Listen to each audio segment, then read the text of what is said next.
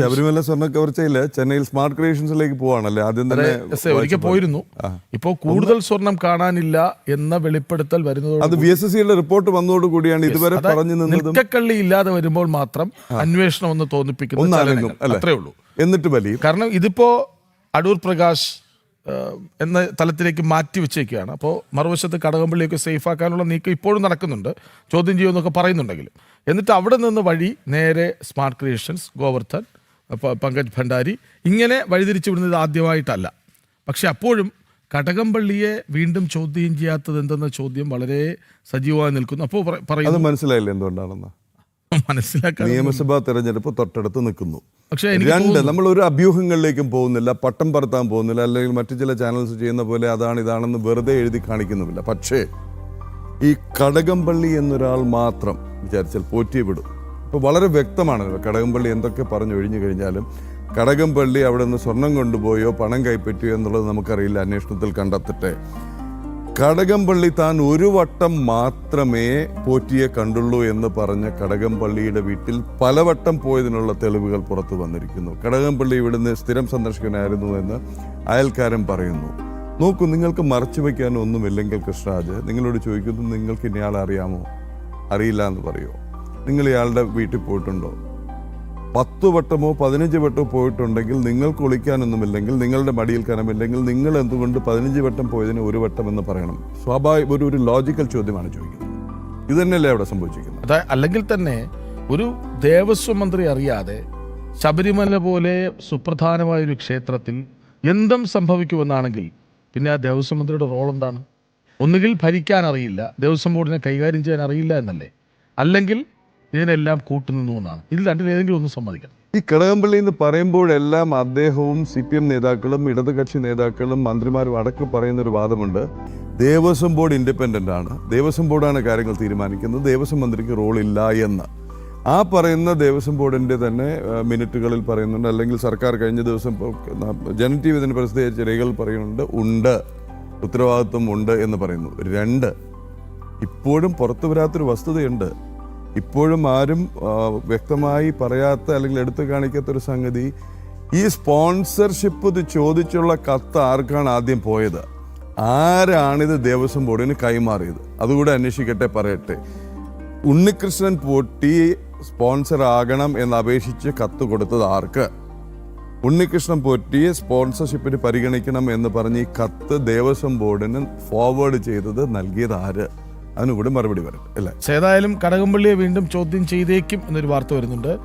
എത്ര നാൾ രക്ഷിച്ചു നിർത്താനാകും എന്നുള്ളതാണ് ഇനി കണ്ടറിയേണ്ടത്. ഹൈക്കോടതി നിരീക്ഷണമാണ് ഇതിലെ ഏക സിൽവർ ലൈൻ എന്ന് പറയുന്നത്. എന്തായാലും നമ്മുടെ കഴിഞ്ഞ തവണ ഹൈക്കോടതി ഒരല്പം അനുകൂലമായി പറഞ്ഞു എന്ന കാരണത്താൽ പിന്നീട് അങ്ങോട്ട് ഞങ്ങൾ ചെയ്തതെല്ലാം ശരിയാണ്, ഞങ്ങളുടെ ആരും കുറ്റക്കാരല്ല എന്നൊക്കെ പറയുന്നുണ്ട്. ശരി, വിവരങ്ങളുമായി MS വീണ ഒപ്പം ചേരും. വീണ, ഇതൊരു സുപ്രധാന നീക്കമായി കാണണോ? കാരണം സ്മാർട്ട് ക്രിയേഷൻസിൽ പോകേണ്ടി വരുന്നത് VSSCയുടെ കണ്ടെത്തലിനെ തുടർന്നാണ്. 2 കിലോ സ്വർണം നഷ്ടപ്പെട്ടു എന്നാണ് ഇപ്പോൾ പറയുന്നത്. അങ്ങനെയെങ്കിൽ അതൊരു വലിയ കുറവായി കാണണം. അന്വേഷണം പാളി എന്നല്ലേ വ്യക്തമാകുന്നത്? ആദ്യഘട്ടത്തിൽ എന്താണോ അന്വേഷണത്തിൽ വന്നത് അതൊക്കെ മാറി മറിയുന്നു. ഇപ്പോൾ കടകംപള്ളിയെ വീണ്ടും ചോദ്യം ചെയ്യേണ്ടി വരുമോ?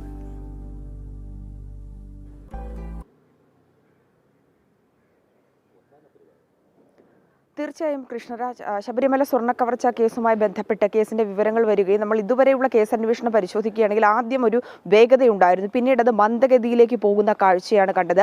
ഒരു തവണ കടകംപള്ളി സുരേന്ദ്രനെ ചോദ്യം ചെയ്ത് വിട്ടയച്ചു. പക്ഷേ കടകംപള്ളി സുരേന്ദ്രൻ ആ വിഷയങ്ങളിലൊക്കെ ന്യായീകരിക്കുന്ന നിലപാട് തന്നെയാണ് ഉണ്ടായിട്ടുള്ളത്. ജനം TV അടക്കം ആ വിഷയത്തിൽ പ്രതികരണം തേടിയിട്ടുള്ളതുമാണ് MLAയിൽ നിന്ന്. പക്ഷേ MLA ഒക്കെ പറയുന്നത് ഉണ്ണികൃഷ്ണൻ പോറ്റിയെ കണ്ടിട്ടുണ്ട്, സ്പോൺസർ എന്ന രീതിയിൽ താൻ ഇടപെടൽ നടത്തിയിട്ടുണ്ടെന്നുള്ള ന്യായവാദങ്ങളൊക്കെയാണ് പല തവണയും നിരത്തിയിട്ടുള്ളത്. തൊട്ട് പിന്നാലെയാണ് കഴിഞ്ഞ ദിവസം ഒന്നിലേറെ തവണ ഉണ്ണികൃഷ്ണൻ പോറ്റിയുടെ വീട്ടിൽ എത്തിയിട്ടുള്ള കടകംപള്ളി സുരേന്ദ്രന്റെ ചിത്രങ്ങൾ പുറത്തു വന്നത്.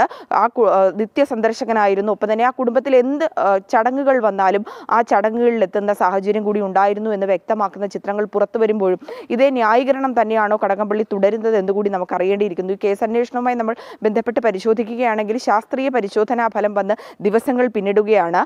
ഈ ദിവസങ്ങൾ പിന്നിട്ടിരിക്കുന്ന സാഹചര്യത്തിലാണ് സ്മാർട്ട് ക്രിയേഷനിൽ ചെന്ന് ഈ സ്വർണത്തിന്റെ അളവും ഇതുമായി ബന്ധപ്പെട്ടുള്ള പരിശോധനകൾക്കും ചോദ്യം ചെയ്യലിനും വീണ്ടും SIT സംഘം തയ്യാറെടുക്കുന്നത്. അതൊരു ഭാഗത്ത് നടക്കുമ്പോൾ ഉയരുന്ന മറ്റൊരു പ്രധാനപ്പെട്ട ചോദ്യമുണ്ട്. കാരണം മുഖ്യപ്രതികളടക്കം ജാമ്യം ലഭിച്ച് പുറത്തിറങ്ങിയിരിക്കുന്ന ഒരു സാഹചര്യമുണ്ട്. ആ സാഹചര്യത്തിൽ തെളിവ് നശിപ്പിക്കുവാനും ഇതിന് സാക്ഷിയായി മാറിയിട്ടുള്ള ഇതുമായി ബന്ധപ്പെട്ടുള്ള മറ്റുള്ളവരെയും സ്വാധീനിക്കുവാനുള്ള സാഹചര്യം വളരെ ഏറെയാണ്. അതിനാൽ തന്നെ തെളിവ് നശിപ്പിക്കുവാനുള്ള സാധ്യതയും കൂടുതലാണ്. അപ്പോൾ അന്വേഷണ സംഘത്തെ സംബന്ധിച്ചിടത്തോളം അത് കൂടുതൽ പ്രതിസന്ധി നൽകുന്നു എന്നുള്ളതും ഏറ്റവും പ്രധാനപ്പെട്ട കാര്യമാണ്. ഇന്ന് സ്മാർട്ട് ക്രിയേഷനിലെത്തി ചോദ്യം ചെയ്യുമെന്നുള്ള വിവരങ്ങൾ കൂടിയാണ് ലഭിക്കുന്നത്.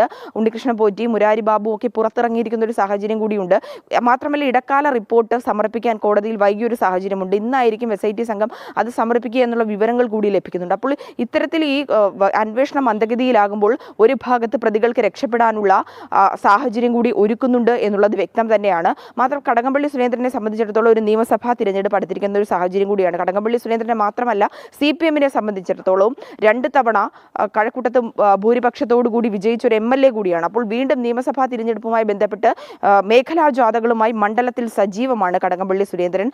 അത്തരത്തിലുള്ള പ്രവർത്തനങ്ങൾ നടക്കും. വീണ്ടും ചോദ്യം ചെയ്യലിലേക്ക് കടക്കുമ്പോൾ കടകംപള്ളി സുരേന്ദ്രനിലേക്ക് എത്തുമ്പോൾ അത് CPM-ന് കൂടുതൽ പ്രതിരോധം തീർക്കുമെന്നുള്ള കാര്യത്തിൽ ഉറപ്പാണ്. ചോദ്യം ചെയ്യലുമായി മുമ്പോട്ട് പോകുമ്പോൾ SIT സംഘത്തിന് നിർണായക വിവരങ്ങൾ ലഭിച്ചാൽ കടകംപള്ളി സുരേന്ദ്രനെ അറസ്റ്റ് ചെയ്യേണ്ട ഒരു സാഹചര്യം കൂടി നിലനിൽക്കുന്നുണ്ട്. അത് വൈകിപ്പിക്കുന്ന ഒരു സാഹചര്യമാണ് ഇതുവരെ നടന്നിട്ടുള്ളത്. ആദ്യഘട്ടങ്ങളിൽ ഈ കേസ് അന്വേഷണം നടക്കുന്ന സമയത്ത് SP ശശിധരന്റെ നേതൃത്വത്തിൽ രണ്ടാഴ്ച കൂടുന്ന കാലയളവിലാണ് ഈ അന്വേഷണ റിപ്പോർട്ട് ഹൈക്കോടതിയിൽ സമർപ്പിക്കുന്ന ഒരു സാഹചര്യം ഉണ്ടായിരുന്നത്. അതായത് നിലവിലുള്ള അന്വേഷണത്തിന്റെ ഗതി എങ്ങനെയാണ്, എത്ര പേരെ അറസ്റ്റ് ചെയ്തു, എന്തൊക്കെ തെളിവുകൾ ശേഖരിച്ചു എന്നുള്ളത്. എന്നാൽ അതിന്റെ പിന്നീട് അതുമായി ബന്ധപ്പെട്ടുള്ള റിപ്പോർട്ടുകൾ സമർപ്പിക്കുന്നത് വരെ വൈകുന്ന ഒരു സാഹചര്യമുണ്ടായി. ഏറ്റവും പ്രധാനപ്പെട്ട കാര്യം ഈ സ്വർണ്ണ കവർച്ചയുമായി ബന്ധപ്പെട്ട് 2 കിലോയോളം സ്വർണം നഷ്ടപ്പെട്ടു എന്നുള്ള വിവരങ്ങളാണ് പുറത്തു വരുന്നത്. ഈ ഒരു റിപ്പോർട്ടിലടക്കം ഇക്കാര്യങ്ങളൊക്കെ ഉണ്ടാകുമെന്നാണ് നമുക്ക് മനസ്സിലാക്കാൻ സാധിക്കുന്നത്. അപ്പോഴിപ്പോഴും ബാക്കി നിൽക്കുന്ന ചോദ്യം, ഏറ്റവും വലിയ ചോദ്യം, ഈ കാണാതായ 2 കിലോ സ്വർണം എവിടെ പോയി? ആരാണ് ഇതുമായി ബന്ധപ്പെട്ടിട്ടുള്ള കൂട്ടാളികൾ? ഇതിന് പിന്നിൽ നിൽക്കുന്ന ഉന്നതരാരാണ്? ആദ്യം മുതൽ തന്നെ ഉയർന്നു കേൾക്കുന്ന പല ഉന്നതരുടെയും പേരുകളുണ്ട്. ആ ഉന്നതരിലേക്ക് ഇപ്പോഴും SIT സംഘത്തിന്റെ അന്വേഷണം എത്തിയിട്ടില്ല എന്നുള്ളതാണ്. സ്മാർട്ട് ക്രിയേഷനിലെ പങ്കജ് ഭണ്ഡാരിയെ അടക്കമുള്ളവരെ അറസ്റ്റ് ചെയ്ത സാഹചര്യം അടക്കമുണ്ട്. പക്ഷേ ഇതുമായി ബന്ധപ്പെട്ടുള്ള മൊഴിയെടുക്കുന്ന കാര്യത്തിലടക്കം ഈ വൈരുദ്ധ്യം നിലനിൽക്കുന്ന ഒരു സാഹചര്യം കൂടിയുണ്ട്. ആദ്യം പറഞ്ഞ മൊഴികളിൽ നിന്ന് മാറ്റം വരുന്നൊരു സാഹചര്യമുണ്ട്. ഉണ്ണികൃഷ്ണൻ പോറ്റി പലപ്പോഴും പറയുന്നത് താൻ മാത്രമല്ല, തനിക്കൊപ്പം നിൽക്കുന്നവരുണ്ട്, മറ്റുള്ളവരുണ്ട് എന്ന് പറയുമ്പോൾ പോലും അവരിലേക്ക് കൂടുതലായി അന്വേഷണം നിൽക്കുന്നില്ല. ഈ സ്പോൺസറിലും ഒപ്പം തന്നെ ഈ ദേവസ്വം ബോർഡിലെ മുൻ ഉദ്യോഗസ്ഥരിലും ഭാരവാഹികളിലും മാത്രമാണ് കേന്ദ്രീകരിച്ച് അന്വേഷണം നടക്കുന്നത്. ഇതുമായി ബന്ധപ്പെട്ട് നിൽക്കുന്ന ഒരു സംശയം നമ്മൾ ആദ്യം മുതൽ തന്നെ എടുത്തു പറയുന്നൊരു കാര്യമുണ്ട്. ജനം TV അടക്കം കൃത്യമായി പറയുന്ന ഒരു കാര്യമുണ്ട്. അതായത് SITക്ക് മേൽ സർക്കാരിന്റെ സമ്മർദ്ദമുണ്ട്. അത് തെളിയിക്കുന്നത് തന്നെയാണ് ഈ കടകംപള്ളിയെ ചോദ്യം ചെയ്യുന്ന കാര്യമടക്കം വൈകിപ്പിക്കുന്ന ഒരു സാഹചര്യം. എന്തായാലും SIT സംഘം ഒരു തവണ കൂടി ചോദ്യം ചെയ്യുമ്പോൾ അതിൽ കടകംപള്ളി എന്ത് ന്യായീകരണമാകും പറയുക എന്നുള്ളത് അറിയേണ്ടതുണ്ട്. കൂടുതൽ തെളിവുകൾ പുറത്തു വരുമ്പോൾ ഉണ്ണികൃഷ്ണൻ പോറ്റിയെ തനിക്ക് ഒരു സ്പോൺസർ എന്ന നിലയിൽ മാത്രമല്ല അതിൽ കൂടുതൽ അടുപ്പമുണ്ടായിരുന്നു എന്നുള്ള കാര്യങ്ങൾ കൂടി ഉറപ്പാകുന്ന സാഹചര്യം കൂടിയാണുള്ളത്. ഈ 2 കിലോ സ്വർണം അതെന്ത് ചെയ്തു എന്നുള്ള ചോദ്യത്തിന് അന്ന് ദേവസ്വം മന്ത്രിയായിരുന്ന കടകംപള്ളി സുരേന്ദ്രന് ഉത്തരം പറയേണ്ട ബാധ്യസ്ഥതയുമുണ്ട്. കൃഷ്ണരാജ്, വീണ, ആദ്യം ഒക്കെ വഴിതിരിഞ്ഞു പോകുമ്പോൾ ഹൈക്കോടതി കഴുത്തിന് പിടിക്കുമായിരുന്നു. ഇതിപ്പോൾ PSSCയുടെ പരിശോധനാ ഫലം വേണ്ടി വന്നു, വീണ്ടും അന്വേഷണം ഒന്ന് കാര്യമായിട്ടെടുക്കാൻ. അങ്ങനെയല്ലേ മനസ്സിലാക്കാൻ? ഇതിനോട് ചേർത്ത് വായിക്കേണ്ടത് വീണ, കഴിഞ്ഞ ദിവസം നമ്മൾ പുറത്തുവിട്ട വാർത്തയാണ്. അതായത് ഇതിനപ്പുറം ഒരുപാട് കാര്യങ്ങൾ അവിടെ നടന്നിരുന്നു. ഇപ്പോൾ കൃഷ്ണരാജ് നേരത്തെ ചൂണ്ടിക്കാട്ടി ഈ അവിടെ നിന്നുള്ള നടവരവ് എന്നുള്ള തുക എവിടേക്കൊക്കെ പോകുന്നത്, ഇതിന് പുറത്തുള്ള ഘടകങ്ങൾ ആരൊക്കെ ഇതിൽ ഇൻവോൾവ്ഡ് ആണ്. ഇതിന് പുറമെ യോഗദണ്ഡും രുദ്രാക്ഷവും, ഭഗവാൻ അവിടെ യോഗനിദ്രയിലിരിക്കുമ്പോൾ പിടിക്കുന്ന യോഗദണ്ഡും അപ്പോൾ അണിയുന്ന രുദ്രാക്ഷവും എടുത്തിട്ട് സ്വർണമൊക്കെ കെട്ടിക്കൊണ്ടുവരാമെന്ന് പറയുന്നതിൻ്റെ ഭോഷ്ക്ക് ഒരു ഭാഗത്ത്. അതിനുമപ്പുറം അത് പറയണം, അന്നത്തെ പ്രസിഡന്റിൻ്റെ മോൻ പറയുന്നു ഞാൻ കൊണ്ടുപോകാം, പ്രസിഡന്റ് പറയുന്ന എടുത്തോളൂ. അല്ല, ഞാൻ ആലോചിക്കുന്നത് അതൊക്കെ എവിടെ? ഈ യോഗദണ്ഡൊക്കെ മാറ്റാമെങ്കിൽ അയ്യപ്പന്റെ വിഗ്രഹം മാറ്റിക്കൂടെ? പലരും ആ ചോദ്യം ചോദിക്കുന്നുണ്ട്. ഇപ്പോൾ ഇതാ നമ്മുടെ ഒരു പ്രേക്ഷകൻ പറയുന്നുണ്ട്, പ്രദീപ് PP, രാവിലെ തിടപ്പള്ളി വരെ കടകംപള്ളി അടിച്ചു മാറ്റിയോ? വിശ്വാസം അതില്ലേ, അവിശ്വാസം അടിച്ചു മാറ്റുന്ന കഷ്ടം തന്നെ. ഒരുപാട് കാര്യങ്ങൾ അതുപോലത്തെ കമൻസ്. കടകംപള്ളിയെ രഹസ്യമായി ചോദ്യം ചെയ്തു, അടൂർ പ്രകാശിനെ വിളംബരം ചെയ്ത് ചോദ്യം ചെയ്തു. അതും നേരത്തെ കൃഷ്ണരാജ് പറഞ്ഞതിൽ ഒരു ശ്രദ്ധ തിരിച്ച് വിടലാവാം. നോക്കൂ, A, B or C കുറ്റം ചെയ്തത് ആരാണ്? ഭഗവാന്റെ സ്വത്തിലും ആഭരണത്തിലും പണത്തിലും ഒരാൾ 1 രൂപയിൽ കൈകൊണ്ട് തൊട്ടിട്ടുണ്ടോ? അവർ നിർബന്ധമായും അതിന് കണക്ക് പറയണം, അതിനുള്ള ശിക്ഷ അനുഭവിക്കണം. ഈ വരുന്നതൊക്കെ ഇതിനിടയിൽ നടവരവ് എന്ന പേരിൽ വരുന്നതൊക്കെ എവിടെ നിന്നാണ്? സാധാരണ മനുഷ്യർ. അവരൊക്കെ ചിലപ്പോൾ ഒരു മല ഇറങ്ങുമ്പോൾ പിറ്റേന്ന് മുതൽ ദിവസക്കൂലിക്ക് പണിയെടുക്കാൻ പോകുന്നൊരു വിഹിതം അന്ന് വരെ പണിയെടുത്തതിന്റെ തലേന്ന് വരെ പണിയെടുത്തതിന്റെ പ്രധാന മല ഇറങ്ങിക്കഴിഞ്ഞാൽ പിറ്റേന്ന് മുതൽ അടുത്ത വട്ടം പോകാനുള്ള ഒരുക്കമാണ്.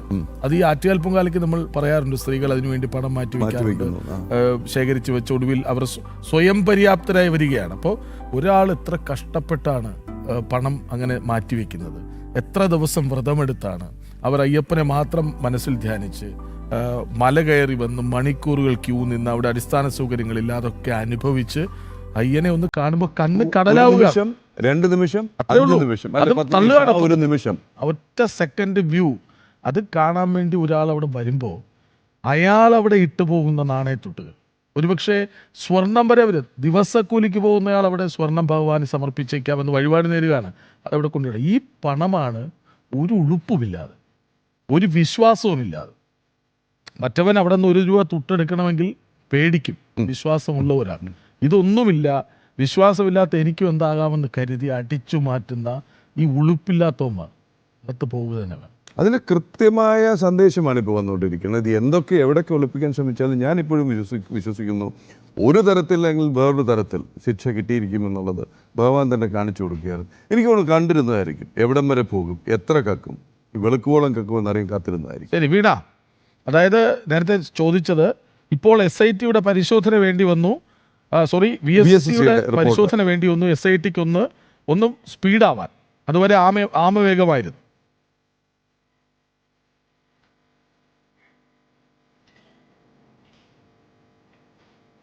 തീർച്ചയായും അത് തന്നെയാണ് കൃഷ്ണരാജ്. ആദ്യം കണ്ടിരുന്ന ഒരു ആവേശം പതിയെ പതിയെ അത് കുറയുന്ന ഒരു സാഹചര്യമാണ് ഉണ്ടായത്. കാരണം തദ്ദേശ തിരഞ്ഞെടുപ്പിലെ തോൽവി അത് CPM-ന് ഏറ്റത് കനത്ത പ്രഹരം തന്നെയാണ്. ആ തദ്ദേശ തിരഞ്ഞെടുപ്പിന്റെ ഫലം വന്നതിന് പിന്നാലെയാണ് നമ്മൾ കൃത്യമായി പരിശോധിക്കുകയാണെങ്കിൽ SIT-യുടെ അന്വേഷണത്തിൽ വേഗത കുറഞ്ഞു എന്നുള്ളത്. ആദ്യ സാഹചര്യങ്ങളിൽ കേസ് അന്വേഷണം നടക്കുമ്പോൾ, അതായത് ഒരു പ്രതിയെ പിടികൂടുന്നു, അയാളുടെ മൊഴിയെടുക്കുന്നു, അദ്ദേഹത്തെ അറസ്റ്റ് ചെയ്യാൻ, ആ പ്രതിയെ അറസ്റ്റ് ചെയ്യാനുണ്ടായ സാഹചര്യം, തെളിവുകൾ, ഇതൊക്കെ കോടതിയിൽ സമർപ്പിക്കുന്നു. ഇതുമായി ബന്ധപ്പെട്ടുള്ള കോടതിയിൽ നിന്ന് ഉയരുന്ന ചോദ്യങ്ങൾക്ക് കൃത്യമായി തന്നെ SIT ഒരു പ്ലാനിംഗ് തയ്യാറാക്കിയുള്ള ഒരു കൃത്യമായിട്ടുള്ള ഒരു രീതിയിൽ തന്നെയാണ് അന്വേഷണം പുരോഗമിച്ചുകൊണ്ടിരിക്കുന്നത്. ഈ റിപ്പോർട്ട് സമർപ്പിച്ച് തിരികെ എത്തി വൈകാതെ തന്നെ അടുത്ത 2 ദിവസങ്ങളിലായി അടുത്ത പ്രതികളിലേക്ക് എത്തുന്നു. ആ പ്രതികൾക്ക് ഇതുമായി ബന്ധപ്പെട്ടുള്ള പങ്ക് തെളിയിക്കുന്നതിനുള്ള തെളിവുകൾ ശേഖരിക്കുന്നു. ആ പ്രതികളെ അറസ്റ്റ് ചെയ്ത് പിടികൂടുന്നു. പിന്നെ മണിക്കൂറുകൾ നീണ്ടുനിന്നുള്ള ചോദ്യം ചെയ്യൽ, വൈദ്യപരിശോധന, ആ ഒരു ക്രമമാണ് നമ്മൾ ആദ്യഘട്ടത്തിൽ കണ്ടത്. പിന്നീട് പതിയെ പതിയെ അത് സാവധാനത്തിൽ. അതിൽ പ്രധാന കാരണം ഇത് തന്നെയാണ്. എത്രയൊക്കെ ന്യായീകരിക്കാൻ സർക്കാരിന്റെ ഭാഗത്ത് നിന്ന് പറഞ്ഞാലും സർക്കാർ SIT-ക്ക് മേൽ സമ്മർദ്ദം ചെലുത്തുന്നു എന്നുള്ളതാണ്. പലപ്പോഴും ഈ വിഷയവുമായി ബന്ധപ്പെട്ട് പരിശോധിക്കുമ്പോൾ ആദ്യ സമയത്ത് അന്വേഷണം നടക്കട്ടെ, അന്വേഷണം ശരിയായ രീതിയിലല്ലേ കൃത്യമായ പ്രതികളിൽ എത്തട്ടെ എന്നൊക്കെ പറഞ്ഞത് പതിയെ പതിയെ പ്രതികളിൽ അടുത്തേക്ക് എത്തുമ്പോൾ അത് ആത്മവിശ്വാസം കുറയുന്ന ഒരു സാഹചര്യമാണ്. അതായത് ഭരണപക്ഷത്തുള്ള പലരും ആ വിഷയത്തിൽ നിന്ന് പ്രതികരിക്കുന്നതായി കുറഞ്ഞു വരുന്ന ഒരു സാഹചര്യം കൂടി ഉണ്ടായിരുന്നു. പിന്നെ ഈ റിപ്പോർട്ട് സമർപ്പിക്കുന്ന കാര്യം കൂടി വൈകുന്നു. ഒരു പ്രതിയിൽ നിന്ന് മറ്റൊരു പ്രതിയിലേക്ക് എത്തുവാൻ കാലതാമസം എടുക്കുന്നു. ഈ SIT-യുടെ അന്വേഷണവുമായി ബന്ധപ്പെട്ട് മന്ദഗതിയിലാകുന്ന ഒരു സാഹചര്യം ഏറെക്കുറെ ഒരു 3 ആഴ്ച കാലത്തോളം വലിയ നടപടികളൊന്നും തന്നെ ഉണ്ടായില്ല എന്നുള്ളതാണ്. അതായത് തദ്ദേശ തിരഞ്ഞെടുപ്പ് കഴിഞ്ഞ് ആ ഫലം വന്നതിന് ശേഷം അതിൽ നിന്നൊക്കെ നമുക്ക് മനസ്സിലാക്കാൻ സാധിക്കുന്നത് അന്വേഷണം മന്ദഗതിയിലായിരുന്നു. സർക്കാരിന്റെ ഭാഗത്തു നിന്ന് കടുത്ത സമ്മർദ്ദം ഉണ്ടായി എന്നുള്ളതാണ്. ഒരു തവണ കടകംപള്ളി സുരേന്ദ്രനെ ചോദ്യം ചെയ്ത് വിട്ടയക്കുന്നു. ഇതുമായി ബന്ധപ്പെട്ടുള്ള മറ്റ് കാര്യങ്ങളിലേക്കൊന്നും തന്നെ കടക്കുന്നില്ല. ഉടനെ അറസ്റ്റ് ചെയ്യും, ചില നിർണായക വിവരങ്ങൾ കിട്ടി എന്നുള്ള സൂചനകൾ മാത്രമാണ് ഈ ഉദ്യോഗസ്ഥരുടെ ഭാഗത്ത് നിന്നൊക്കെ നമുക്ക് ലഭിച്ചുകൊണ്ടിരുന്നത്. അത് ഉന്നതരിലേക്ക്, അതായത് ഒരു MLA അറസ്റ്റ് ചെയ്യുമ്പോൾ അതുമായി ബന്ധപ്പെട്ടുള്ള കാര്യങ്ങളിലേക്ക് കടക്കേണ്ടതുണ്ട്, തെളിവുകൾ ശേഖരിക്കുകയാണെന്നുള്ള കാര്യങ്ങളൊക്കെ പറഞ്ഞുകൊണ്ട്, അതായത് നടപടിക്രമങ്ങളുടെ ഭാഗമായി മാത്രമാണ് MLA ചോദ്യം ചെയ്തതെന്നുള്ളത് പറഞ്ഞ് വിട്ടയക്കുന്ന ഒരു സാഹചര്യം. പതിയെ ഇതുമായി ബന്ധപ്പെട്ടുള്ള മറ്റു ഉദ്യോഗസ്ഥരിലേക്ക്, അതായത് ദേവസ്വം ബോർഡിലെ മറ്റു ഉദ്യോഗസ്ഥരിലേക്ക് മാത്രം പിന്നെയും കേന്ദ്രീകരിച്ച് അന്വേഷണം വഴിമാറിപ്പോകുന്ന ഒരു സാഹചര്യം. പിന്നെ ഉണ്ണികൃഷ്ണൻ പോറ്റി പറയുന്ന മൊഴികളിൽ നിന്ന് വ്യത്യാസമുണ്ട്, പത്മകുമാർ പറയുന്ന കാര്യങ്ങളിൽ നിന്ന് വ്യത്യാസമുണ്ട്. പിന്നെയും ഈ ഒരു കേസ് ഇതുവരെ അറസ്റ്റിലായ പ്രതികളിൽ മാത്രം കേന്ദ്രീകരിച്ച് പോകുന്ന ഒരു സാഹചര്യമാണ് ഉണ്ടായിരുന്നത്. പറയുന്നത്. അതിൽ നിന്നൊക്കെ ബോധ്യപ്പെടാൻ സാധിക്കുന്നത് ഇത് തന്നെയാണ്, സർക്കാരിൻ്റെ ഭാഗത്തു നിന്നുള്ള കടുത്ത സമ്മർദ്ദം തന്നെയാണ്.